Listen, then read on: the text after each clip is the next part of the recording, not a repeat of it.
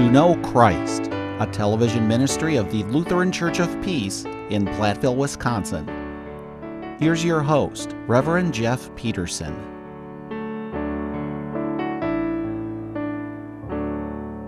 Well, we continue our series on leadership, and today we are focusing on how to deal with conflict. And so the thing that I must say is that as Christians, we must always remember that what we are about is that we are about Jesus Christ. That Jesus Christ, who died on the cross and is arisen from the dead, that we look at the cross. The cross is what binds us, what holds us together. And so we're always about Jesus Christ. That's where we find our unity. And the thing that we must always remember is this statement, that what binds us together, what unifies us, is stronger than anything that can divide us. When I think about what is written in Ephesians chapter 1, that's so much, or even the whole book of Ephesians that Paul wrote to the church, saying that that God in Jesus Christ is working to unite all things in heaven and on earth together. And so we must always remember that Jesus is the one who is uniting us. And so if we're being divided up in all kinds of ways over conflictual situations, then we have to ask ourselves the whole question, are we being the church? If we're not focused in on Jesus Christ, if we're not centered on Him, then what is it that we are about? A lot of conflict comes when somehow we think that the church is about me or about my agenda. I'm trying to get everybody in this place to follow, for instance, whatever my agenda is in life. Or sometimes we may have problems out in the community with somebody, and so we bring it into the church. But we always find that when we find our unity in Jesus Christ, that is above all other things in this world and life. And so when problems do come, that Jesus gives us the instruction as far as how to resolve those things. And so I'm going to read Psalm 46. God is our refuge and strength, an ever-present help in trouble.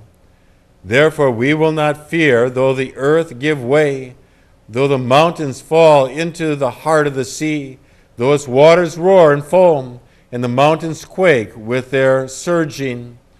There is a river whose streams make glad the city of God, the holy place where the Most High dwells. God is within her. She will not fall. God will help her at the break of day. Nations are in uproar. Kingdoms fall. He lifts his voice, the earth melts. The Lord Almighty is with us. The God of Jacob is our fortress. Come and see the works of the Lord, the desolations he has brought on the earth. He makes wars cease to the ends of the earth.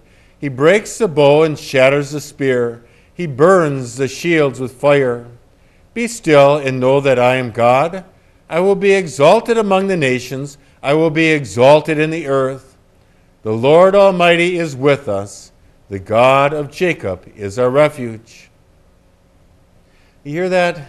The Lord is our refuge and our strength, and that He is here to help us in times of trouble. As we read the psalm that David wrote, he's really giving us a picture where everything is so uncertain, everything is so unsettled. The earth is quaking and shaking, the seas are roaring like a big hurricane. And as far as people go, it's one nation fighting against another nation. This is about as chaotic of a picture as anybody is going to be able to paint.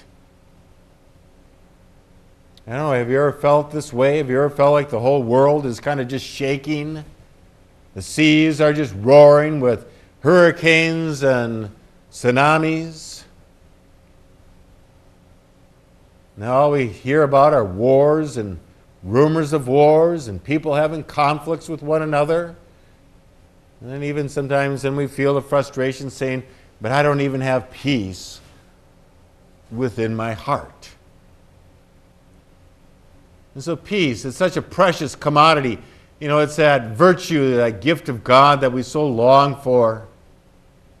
We want to have peace in our land so that people can prosper. We want to have peace in our hearts so that we can have the confidence to walk with a clear conscience. We want to have peace of knowing that when the day comes when we die, that we die in the peace of God. Now, this is a true story. It did happen to me, where I was living out in California, and I was driving along the California coast, and when the sky was blue against then the blue ocean, and as I was driving along the California, I mean, it was just such a beautiful, it's so beautiful, such a beautiful picture, such peace and calm, and there wasn't a whole lot of traffic on Interstate 101 as I was driving along. All of a sudden, as I was driving, I don't know what I did. I have no idea to this day. But the person who was coming up behind me was honking his horn, and as he passed me, he was shaking his fist at me. And I couldn't quite figure it out. I mean, I was startled. Like, what have I done? And it's not like this is the first time that something like this has happened. But what I found so interesting and why I remember this is that as the person passed me and got ahead of me, this person had a big bumper sticker on his vehicle that read, "Visualize world peace." All I could think of is that I'm having a hard time visualizing it right now. And so that's the way that it is that we want a peaceful world, but first of all, maybe what we need to do is, can we just work on getting peace with those people that we work with?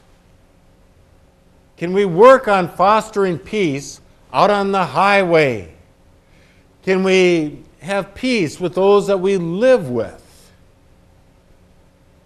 Can we establish peace in our neighborhood with that neighbor, that we continue to be frustrated with for whatever reason? Maybe this neighbor is doing something, jumping over the property line and doing something to infringe upon our property. Can we make peace with that person? It's just amazing at just how angry and how riled up people are just with those whom they should be in a good relationship with, those who they should be loving, having a loving relationship with. And so if everybody could just work on getting peace, with those who they work with and their family members and their neighbors. Having peace in your church, we will have made great strides toward world peace. Because if everybody's doing this, if everybody is working with this understanding about peace, then we will have a peaceful world. But everybody's working so hard at trying to visualize and work on world peace when they can't even get along with the person in their own office.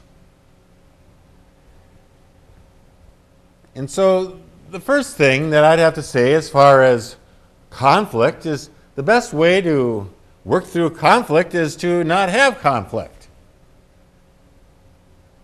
To prevent conflict. And this has to do with the way that you live your life. Think about what the Apostle Paul wrote in Ephesians chapter 4, verse 32. Be kind to one another, tender-hearted, forgiving one another as God, for Christ's sake, has forgiven you. So as Christian people, can we make that our aim? Just to say that this is the way that I'm going to live my life. This is the way that I'm going to conduct myself. Is that I'm going to be kind to people. I'm going to be tender-hearted and compassionate. I'm going to forgive people. Yeah, people are going to do things to us. Can we forgive them? Can we iron out the wrinkles? Can we clear the air? Because that is what God has done for us. He's showing His kindness. He's showing us His tenderheartedness. And He has forgiven us. When Jesus was dying on the cross, now here again saying, well, and I know that it's easier to forgive somebody who has maybe bumped into our shopping cart in the grocery store, but it might be a little bit more difficult to forgive that person as they have backed their car into your nice vehicle in the parking lot of the grocery store. So I realize that some things are easier to forgive than others, but when we think about Jesus dying on the cross, well, it was one of his last words, but Father, forgive them, for they know not what they do. So unless somebody is killing you, I mean, even when Jesus was being put to death on the cross, he was saying, forgive us. In other words, so if Jesus can do that, can't we learn from him to say, well, okay, I can forgive the person who just backed his car into my beloved car in the parking lot, or whatever it may be, especially when they show a contrite heart. And so people who show kindness, people who live their lives in a way where you know that they've got your best interest in mind, saying, I'm concerned about you, I love you, I'm with you. I mean, these are wonderful people to live with, aren't they? They're living in a Christ-like manner. Now, as I think about if Jesus were my neighbor living next door, I would think that Jesus would be a wonderful neighbor to have. Jesus isn't going to do anything to agitate or irritate me, but rather Jesus is always going to be asking, what can I do for you this day? I see that you got some problems over here with whatever. We had a storm that knocked over some of your trees. Can I come over and help you clean that up? Well, that's the way that we can be to one another. We can be a Christ-like neighbor. That we're not doing things to agitate our neighbors, but rather that we are seeing what can we do to help out. To be a good neighbor in the neighborhood, to be a good neighbor in church, to be a good neighbor at work. To be a good, just having that attitude. And I'll tell you what, we appreciate these people. We don't have anything bad to say about them. They're consistently kind. They're consistently tender-hearted. They consistently love us. And so if everybody can act this way, just think what a world this will be. But even at that, when we think about being Christians, we are Christians and we're bonded in the love of Christ. We come here because our focus is on Jesus Christ, saying that's why I'm here. I'm here to receive his life. I'm here to serve him. I'm here to bond with all my other brothers and sisters in Christ. But the fact of it is that the devil does like to dance around. The fact of it is that even though we are saints, we still deal with our sinful human nature. Sometimes we may not even be trying to hurt somebody, and we do. Sometimes just the way that something was said, or sometimes what we did. Maybe we can be a little selfish in our actions, or whatever it may be. You know, I think about putting a puzzle together. You know how you put the puzzle together and all the pieces just fit perfectly? When we think about life, though, we want life to fit into a puzzle. Have it all the pieces of life fit into this nice, neat picture. But that's not the way that it is. Our pieces don't fit together. And some of our pieces have got sharp edges, others are rounded, some, it's got all the different configurations. So how is it that we can live together? We live together by the grace of God.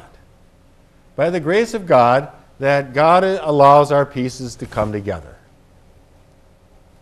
And those pieces may not look like the puzzle that we put together at home, but yet it's together. And hopefully what all these pieces look like together is that it looks like Jesus, being the body of Christ. But we live in the love and the grace of God, and that allows us to be the church. It allows us to come together as sinful, broken people with all of our edges, to say that we can be the church. But as we be the church, once in a while, things do come up. They come up an awful lot, and I know that sometimes is one of the hard tags that the world puts on Christians, is that Christians are expected to be perfect. I mean, that's the expectation that everybody, including atheists, have of the church. Well, they're supposed to be perfect people. Well, you know what? We're not. Christian people are like any other people we got. We live in the world. We have our baggage. We have our hurts. We've got our character flaws. And so as people, it's like we're porcupines. We got our quills. And not that I'm trying to, but once in a while, I'll rub up against you in such a way that you got a couple of my quills. It's not like we even have to say it. It's just like, I've got a couple of your quills. I can feel them right now. I'm hurting. Okay, so as Christians, we do our best. We try our very best to do what we can to prevent conflicts. We're actually trying to do just the opposite. We're trying to better your life. We're trying to strengthen life, not to bring it down. That is, if we truly are Christians, living with the love of God and having that intent in our lives. But even in our best efforts to live a peaceful life, that we find ourselves having storms. I mean, it's quite natural for us as Christians to, or just as people, to try to avoid storms. I mean, if we see storms on the horizon, we're going to do what we can to avoid them. But even in our best efforts, sometimes the storm hits us, whether we want it to or not. You know, no matter how hard we have tried to prevent these things from happening, they happen. I think about Jesus and his disciples as they were in the boat on the Sea of Galilee as a storm comes up. And I'll read the story from Mark chapter 4, verses 35 through 41. That day when evening came, he said to his disciples, "Let us go over to the other side." Leaving the crowd behind, they took him along just as he was in the boat. There were other boats with him. A furious squall came up, and the waves broke over the boat so that it was nearly swamped. Jesus was in the stern, sleeping on a cushion. The disciples woke him and said to him, "Teacher, don't you care if we drown?" He got up, rebuked the wind, and said to the waves, "Quiet, be still." Then the wind died down, and it was completely calm. He said to his disciples, "Why are you so afraid? Do you still have no faith?" They were afraid and asked each other, "Who is this? Even the wind and the waves obey him." Well, who is this? Well, Jesus is God in human flesh. He even has the authority to be able to calm the storms. But that's the whole thing, is that Jesus was in their boat. And these experienced fishermen who fished this sea for so many years, they were frightened. They believed that they were going to perish in this time. And Jesus, who was in the boat, was unaffected by all of this. He was at complete peace as he was sleeping in the stern of the boat. But they just perceived, well, Jesus, you don't seem to care. And Jesus just, in his calm way, calmed the storm. And that's what we have to always remember, is that in our church, as we lead, we must always remember that because Jesus is in that boat, it will not sink. Yes, it's going to get rocked around quite a bit, and there's times where we may think that this whole thing is going to break up. But that's where we trust in the Lord, to know that Christ is in our vessel, and we need to cling on to him, and to know that just when we think we're going to sink, the Lord calms the storm. Put our faith in him. Trust in him. So when conflict comes, that's the first thing, is that you put your trust in Jesus. Jesus, who is that perfect peace, gives to us his peace. "My peace I leave with you, my peace I give to you, not as the world gives do I give to you. Let not your hearts be troubled, neither let them be afraid." And so when conflict comes up, we must always remember that we trust in the Lord and that we try to resolve the conflict quickly. It's kind of like a fire. When a fire starts, if you can get it out right away, you're going to be better off. But if you wait, that fire is going to spread. It's going to get wild in a hurry, and then pretty soon you're going to have a fire that's going to be awfully hard to contain and to put out. That's why a lot of times, as I think about leaders, a lot of leaders will say, "Well, I've been putting out a lot of fires lately." In other words, that this leader can see a problem on the horizon and will take care of that problem right away before it becomes a major threat to the church, to the whole system. And so that's key, is to take care of it right away. And I think about what the Apostle Paul wrote in Ephesians chapter 4, verses 26 and 27. In your anger, do not sin. Do not let the sun go down while you are still angry. And do not give the devil a foothold. See, that's the whole thing, is that the devil will find a problem. And the devil is going to try to maximize that problem. The devil is going to make that problem as bad as it can be. And so that's the whole question. Are we going to minimize this, or are we going to maximize this? Are we going to take care of it right away? Or, some people, they do have that, sadistic kind of an attitude of, well, we actually kind of enjoy this. We actually enjoy having the church fighting. It's fun to come to those meetings, to see Harold and Fred at each other's throats. No, that's not the attitude that we are to have. We try to take care of it as quickly as we can. Jesus gives us some instruction as far as how to take care of conflict, as we read in Matthew chapter 18, verses 15 through 20. If your brother sins against you, go and show him his fault, just between the two of you. If he listens to you, you have won your brother over. But if he will not listen, take one or two others along, so that every matter may be established by the testimony of 2 or 3 witnesses. If he refuses to listen to them, tell it to the church, and if he refuses to listen even to the church, treat him as you would a pagan or a tax collector. I tell you the truth, whatever you bind on earth will be bound in heaven, and whatever you loose on earth will be loosed in heaven. Again, I tell you that if 2 of you on earth agree about anything you ask for, it will be done for you by my Father in heaven. For where 2 or 3 come together in my name, there I am with them. Wherever 2 or 3 are gathered together, there's the potential of conflict, isn't there? I once heard the story about a man who was on a deserted island for years, and finally somebody found him on that deserted island, and the man who found him said, well, if you don't mind me asking, I don't know why, but I noticed that you got 3 buildings here. You've got your house, you've got a church, and you've got another church that you built. And the man says, well, yeah, that's my house. And he said, this is the church that I go to,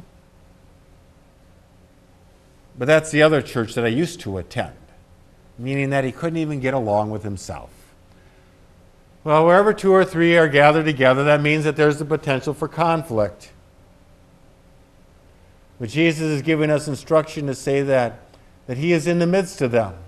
And he's there to help us to work on that conflict. So if you've got a problem with a brother or sister in Christ, what you do is you go to that person directly. You don't go into all the other members of the church and say, well, do you know how this person has treated me, and globalize the issue. You don't do that. Jesus' instruction, you go to that person first of all. You don't gossip about that person. You don't sit there and defame that person. You got everybody now hating this person. No, that's not what you're to do. You're to go and you're to make a friend of this person. And so you don't get everybody else involved. You go to that person directly and say, this is what happened.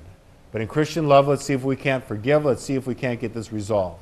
And if the other person's unwilling to listen, well, then that's where you get 2 or 3 other people from your church, leaders of your church, people who you respect. We're going to be confidential to go, and then you try to work that out to say, okay, we love you. We want you to be part of our church. But right now, the way things stand is that we can't allow this to continue to fester, because it's not only not good for the 2 of you, but it's going to leak into the church, and pretty soon this is going to be like a cancer to our body. And so we need to resolve it right now, and we're asking you in Christian love, in Christian humility, to be reconciled to your brother or your sister in the Lord. And hopefully they can resolve it then. But if they don't listen, that's when you have to bring the whole church in to say, this person is so toxic. This person has been so derisive and has hurt our brother or sister in the Lord, and this person has gone to this person and is unwilling to work it out. We've gotten the leadership involved to try to work this out, and now it's to the point where this person is obstinate. They're not willing to work it out. And so at that point, the church has got to ask this person to leave. Hopefully the whole church can say, we love you, we want you to be part of us, we want you to resolve this different. But if this person at that point just says, no, I can't, say, well, you can't come here anymore because you're hurting us. You're bringing us down. I must say that in my 26 years of ministry now, that only once has it gotten to that point where the church had to ask somebody to leave, to say, you can't be part of here anymore. We tried to do everything that we could to get this person to resolve the difference, but this person was just bent on saying, no, I'm going to be here. I'm angry with these people. I'm going to try to get everybody in the church to hate this person or these people. And, well, that's where you got to do some pruning on the vine. You know, you got to prune the branch on the vine. It's not and trust me, it's not an easy thing to do. But part of resolving issues has to do with one being, perception screens. What is your perception and what is the other person's perception? It's like when you go to a movie at the movie theater. What one person is seeing on the movie is different than another. So you have to ask, well, what have you seen? How do you perceive this? And you ask the person, well, now how do you perceive it? And you try to get the two screens to somehow to match a little bit. That always helps to say, okay, now that we understand, what is the problem, then we have to, once we identify the problem, then we have to ask ourselves, well, what are our options at this point to resolve the problem? And then what are the resources that we have to exercise that good option? So that's always a good thing. Having a pros and cons list. What are the pros, what are the cons in this conflict? And as we look at those, sometimes it's very obvious to say, well, this is what we need to do based on what the pros and the cons are. Compromises. Compromises, nobody's ever completely happy with a compromise, but yet people can live with a compromise. If there's one piece of pie and two people want it, well, obviously what you do here is that you split the pie in half. Nobody's going to be completely happy with this, but you can live with that. And that you work to forgive each other. But always understanding that as you work through your differences, through the conflict, you always want to try to have a win-win situation for everybody, because that's what God does. God puts us in a win-win situation, as I think about what is written in Romans chapter 14, verse 7 and 8. That whether we live or whether we die, we are the Lord's. God puts us in a win-win situation. Let us work to resolve our differences, our conflicts, so that we can all live in the victory, in the love, in the grace of our God to be the church. Reverend Peterson's 12-part marriage series, The Tie That Binds, is available as a DVD box set. To learn how you can obtain the DVD box set of The Tie That Binds and its companion book, call KFXB-TV, Dubuque, Iowa, 563-690-1704. Thank you for watching this program. I'm Robert Snyder. Tune in again for To Know Christ.